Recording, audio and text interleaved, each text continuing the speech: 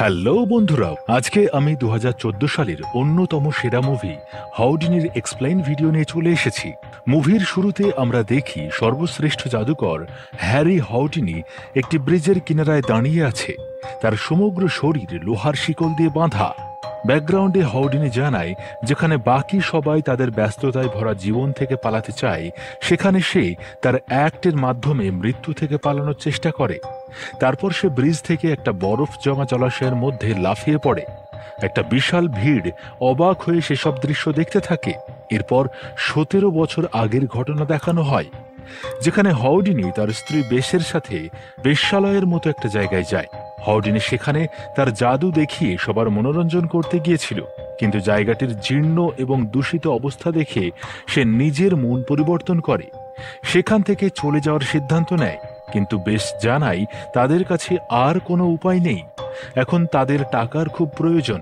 তারপরই বেশ ঘোষণা করে হাউডিনি হাতকড়ি লাগিয়ে একটা বক্স থেকে বাইরে এসে দেখাবে। সেখানে উপস্থিত সবাই এই কথায় খুব অবাক হয়ে যায়, কিন্তু দর্শকদের মধ্যে একজন দাবি করেন সেখানে উপস্থিত যে কেউ এই স্টান্ট করে দেখাতে পারবে, কারণ তাদের হাতকড়িগুলো নকল ছিল। কিন্তু হাউডিনি দাবি করে সে যে কোনো হাতকড়ি পরে এই জাদু করার জন্য প্রস্তুত আছে। দুর্ভাগ্যক্রমে সেই ব্যক্তি একজন পুলিশ অফিসার ছিলেন, তাই তিনি হাউডিনিকে একটা আসল হাতকড়ি পরিয়ে দেন।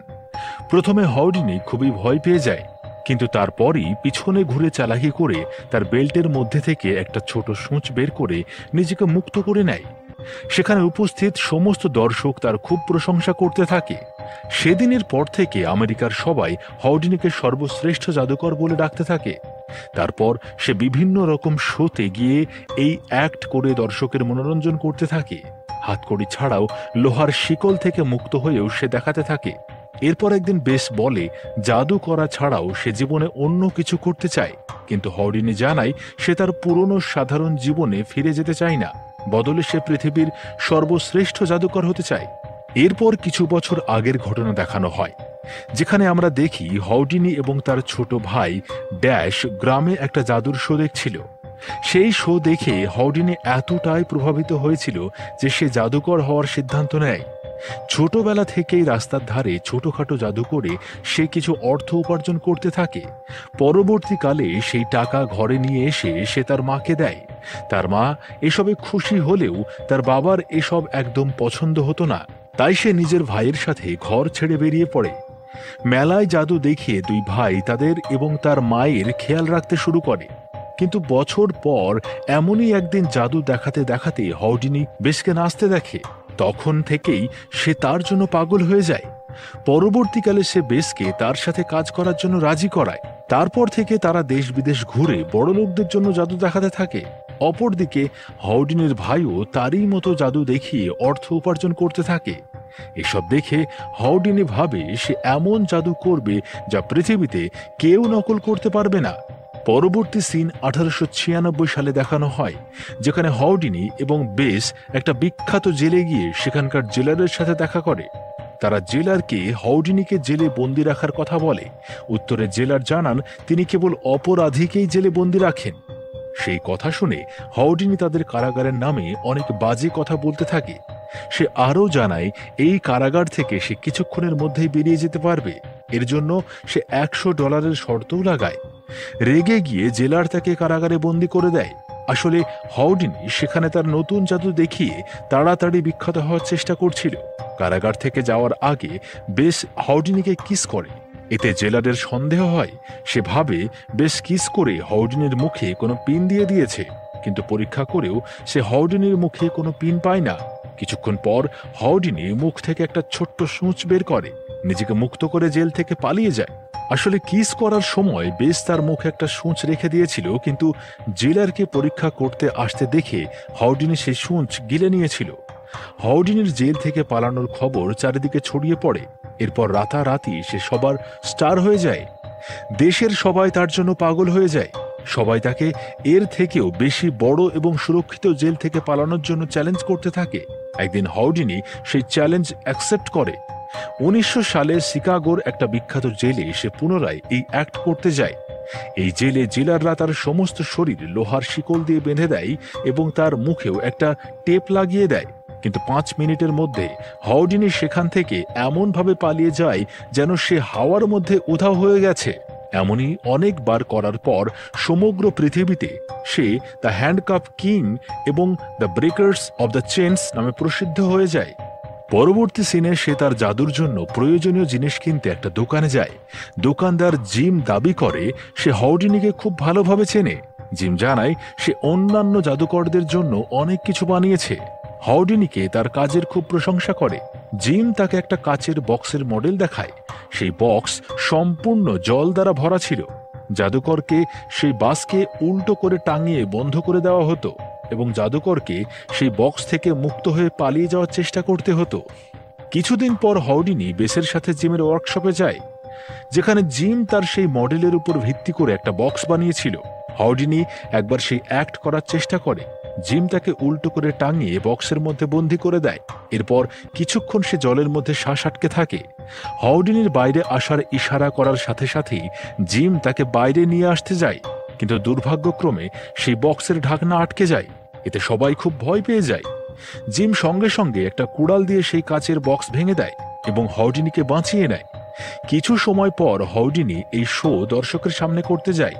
সে দর্শকদের জানায় যদি সে এই বক্স থেকে বেরোতে না পারে তাহলে এক ব্যক্তি কুড়াল দিয়ে সেই কাঁচের বক্স ফাটিয়ে দেবে। এরপর হাউডিনিকে উল্টো করে সে বক্সের মধ্যে টাঙিয়ে দেওয়া হয়। জিম এই শোয়ের হোস্ট ছিল। সে তার অ্যাসিস্ট্যান্টকে বক্সের চারদিকে একটা পর্দা টাঙিয়ে দিতে বলে।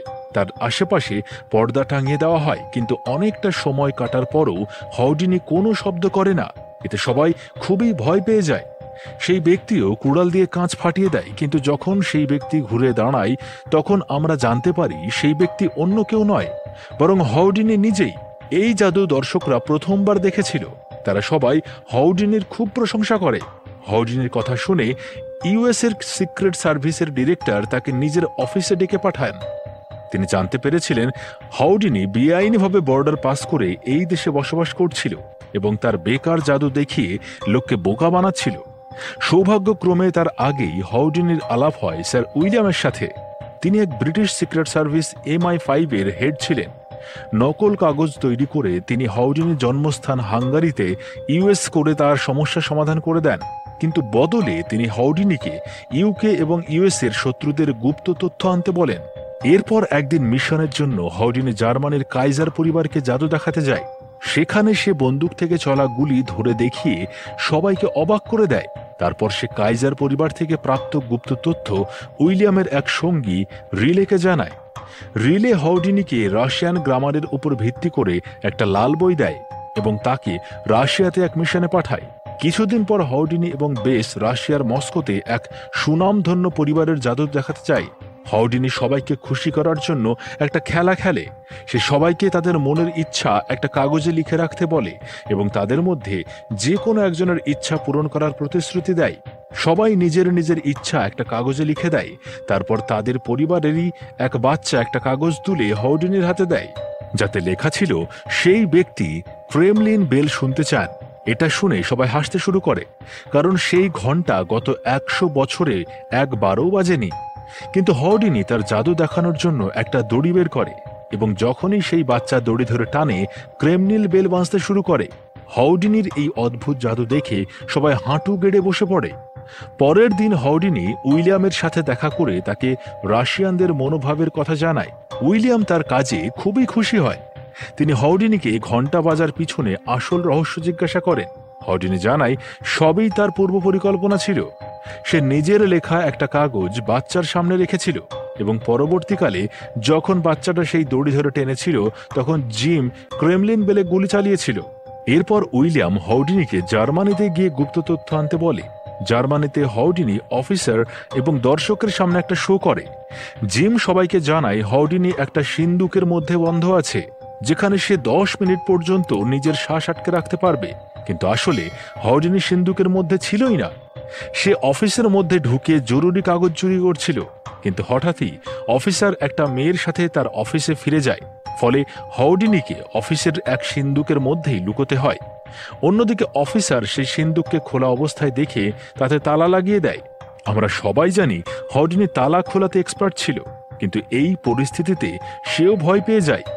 কারণ এর আগে কোনোদিন সে আসল সিন্ধুকে বন্ধ থাকেনি। মনে মনে সে একটা কথাই ভাবে, সে পৃথিবীর সর্বশ্রেষ্ঠ জাদুকর হ্যারি হাউডিনি। তারপর সে মনে করার চেষ্টা করে তালা লাগানোর সময় ঠিক কটা আওয়াজ এসেছিল, এবং কিছু মিনিটের মধ্যেই সে সমস্ত তালা খুলে মুক্ত হয়ে যায়। সে উইলিয়ামকে সেখান থেকে চুরি করা সমস্ত কাগজ দিয়ে সোজা স্টেজের উপর চলে যায়, এবং যখন সেই সিন্দুক খোলা হয় আমরা দেখি সেখানে হাউডিনি বেসের জন্য একটা উপহার রেখেছিল। আসলে সেদিন তাদের বিয়ের 10 বছর অ্যানিভার্সারি ছিল, কিন্তু বেসের সেই উপহার পছন্দ হয় না। কিছুক্ষণ পর এই নিয়ে তাদের মধ্যে ঝগড়া শুরু হয়। সে উইলিয়ামকে সেখান থেকে চুরি করা সমস্ত কাগজ দিয়ে বেসের মনে হয় হাউডিনি শুধুমাত্র দর্শকদের আনন্দ দেওয়া ছাড়া আর কারোর কথা ভাবে না। এসব শুনে হাউডিনি সেখান থেকে চলে যায় এবং সারা রাত একটা বাথরুমের মধ্যে কাটায়। কিছুদিন পর হাউডিনি এবং জিম এক থিয়েটারের চার্লি চ্যাপলিনের শো দেখতে যায়। হাউডিনি এই শোতে বিশেষ কিছু দেখে না, কিন্তু জিম জানায় চার্লি চ্যাপলিন তার নতুন প্রতিদ্বন্দ্বী। সেদিন রাত্রে ঘরে ফেরার পর তাদের আবার ঝামেলা হয়। হাউডিনি রোজ তার জীবনকে এভাবে সংকটে ফেলে, বেসের এটা পছন্দ ছিল না, কিন্তু হাউডিনি জানায় তার এভাবে লোকের সামনে মৃত্যুর মুখ থেকে ফিরে আসতে ভালো লাগে। এই কথা নিয়ে দুজনের কথা কাটাকাটি চলতেই থাকে। তখনই হাউডিনির নজর পড়ে একটা বরফ ভরা গ্লাসের দিকে। এটা দিয়ে সে তার পরবর্তী জাদু করার কথা ভাবে। তারপর সে বাথটবে গিয়ে বসে পড়ে এবং জিমকে সেই বাথটবে বরফ দিয়ে ভরে দিতে বলে। বরফের মধ্যে বসে সে তার পরবর্তী অ্যাক্টের অভ্যাস করতে থাকে। এরপর আমরা সেই জায়গায় পৌঁছে যাই যেখান থেকে এই কাহিনীর সূচনা হয়েছিল। হাউডিনি ব্রিজের ওপর থেকে সেই বরফ জমা জলাশয়ে লাফিয়ে পড়ে। এসব দেখে বেশ খুব ভয় পেয়ে সেখানে পৌঁছায়। অপরদিকে হাউডিনিও কিছু সময়ের মধ্যেই নিজের হাতকড়ি এবং শিকল খুলে নেয়, কিন্তু জলের স্রোত তাকে অনেকটা এগিয়ে নিয়ে যায়। সে সেখান থেকে বেরোনোর রাস্তা খুঁজে পায় না। হঠাৎই সে তার মাকে দেখতে পায় এবং তার ইশারার দিকে যেতে যেতেই হাউডিনি বরফ জমা জল থেকে বাইরে বেরিয়ে আসতে সক্ষম হয়। সেখানে উপস্থিত সবাই হাউডিনির খুব প্রশংসা করে, কিন্তু নিজের স্বামীকে বারবার এই ধরনের জাদু করতে দেখে বেশ খুব বিরক্ত হয়ে যায়। দিন দিন তাদের মধ্যে লড়াই বাড়তেই থাকে। প্রথমে হাউডিনি খুব রেগে গিয়ে সেখান থেকে চলে যান, কিন্তু তারপরই সে ফিরে এসে বেসের কাছ থেকে ক্ষমা চায় এবং তারপর থেকে সে সুরক্ষিত স্টান্ট করবে বলে প্রতিশ্রুতি দেয়। পরবর্তী শোতে নিজের জীবনকে বিপদে না ফেলে হাউডিনি চলন্ত শোয়ের মাঝখান থেকে একটা হাতিকে উধাও করে দেয়। দর্শকরা তার খুব প্রশংসা করে। সবার তার এই জাদু দেখে খুব পছন্দ হয়। পরবর্তী সিনের রিলে তাকে ইউরোপে গিয়ে গুপ্ত তথ্য নিয়ে আসতে বলে। হাউডিনি এখন এই কাজ করতে চাইতো না, কিন্তু রিলে এতে রাজি হয় না। সে হাউডিনিকে বলে ইউরোপের জনগণ তার জাদু দেখে খুব খুশি হবে। অবশেষে হাউডিনি ইউরোপে জাদু দেখাতে রাজি হয়ে যায়। পরের সিনে 1914 সালে ইউরোপের এম্পায়ার থিয়েটারে হাউডিনি স্যার আর্থারের সামনে জাদু দেখাতে যায়। তিনি শার্লক হোমসের লেখক ছিলেন। হাউডিনি একটা ইটের দেয়ালের মধ্যে দিয়ে গিয়ে সবাইকে অবাক করে দেয়। শোয়ের পর স্যার আর্থার তার সাথে দেখা করে অনেক প্রশংসা করে। আর্থারের সেখান থেকে চলে যাওয়ার কিছুক্ষণ পরেই জিম হাউডিনিকে তার ভাইয়ের দেওয়া একটা চিঠি দেয়। চিঠিতে তার মায়ের মৃত্যুর কথা লেখা ছিল। সেটা পড়ার সাথে সাথেই হাউডিনি অজ্ঞান হয়ে নিচে পড়ে যায়। বেস সঙ্গে সঙ্গে তার কাছে এসে তাকে সান্ত্বনা দেয়। হাউডিনি বেসকে তার ভাইকে খবর দিতে বলে যেন সে তার মাকে কবর না দেয়। হাউডিনি অন্তিমবারের জন্য তার মাকে দেখতে চায়। পরের সিনে হাউডিনি তার মায়ের শেষ কাজে যায়।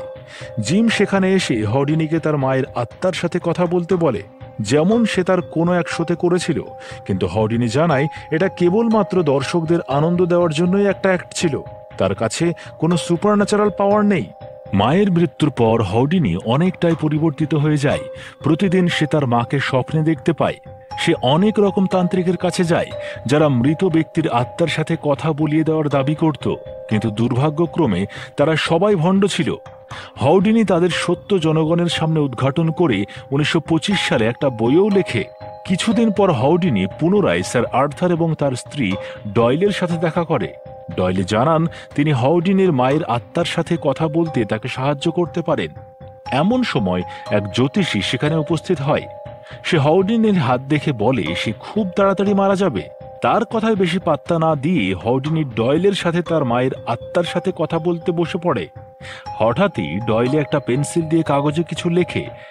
এমন মনে হচ্ছিল যেন হাউডিনির মায়ের আত্মা তাকে দিয়ে কিছু লেখাচ্ছে। এসব দেখে হাউডিনি খুব খুশি হয় এবং ডয়েলেকে ধন্যবাদ জানায়। কিন্তু ওই কাগজ পড়ে সে বুঝতে পারে ডয়েলেও বাকি সবার মতো এক ভণ্ড। সেই কাগজে ইংলিশে অনেক কিছু লেখা ছিল, কিন্তু হাউডিনির মা ইংলিশ জানতো না। এছাড়া জিম বলে সেদিন হাউডিনির জন্মদিন ছিল, যা তার মায়ের পক্ষে ভোলা সম্ভব ছিল না। হাউডিনি রেগে যায় এবং ডয়েলে এবং স্যার আর্থারের সম্পর্কে অনেক কথা রেডিওতে এবং খবরের কাগজের ইন্টারভিউতে জানায়। হাউডিনি আরও দাবি করে সে $25,000 দেবে যদি কেউ তার মায়ের আত্মার সাথে কথা বলিয়ে দিতে পারে।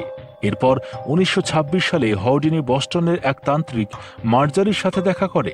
সেও বাকিদের মতোই ভণ্ড ছিল। হাউডিনি তার রহস্য সবার সামনে উদ্ঘাটন করে। এই অবস্থায় মার্জারি হাউডিনির ঘরে তাকে ভোলাতে যায়, কিন্তু তার কোনো লাভ হয় না। সর্বশেষে মার্জারি জানায় হাউডিনি খুব তাড়াতাড়ি মারা যাবে। তারপর কোনো তান্ত্রিক তাকে তার ইশারায় নাচাবে। পরবর্তী শোতে হাউডিনির একটা জল ভরা বক্স থেকে বেরিয়ে এসে সবাইকে দেখানোর কথা ছিল। সে এই স্টান্ট এর আগে অনেকবারই করেছিল, কিন্তু এবার হঠাৎই তার পায়ের হাড় ভেঙে যায়।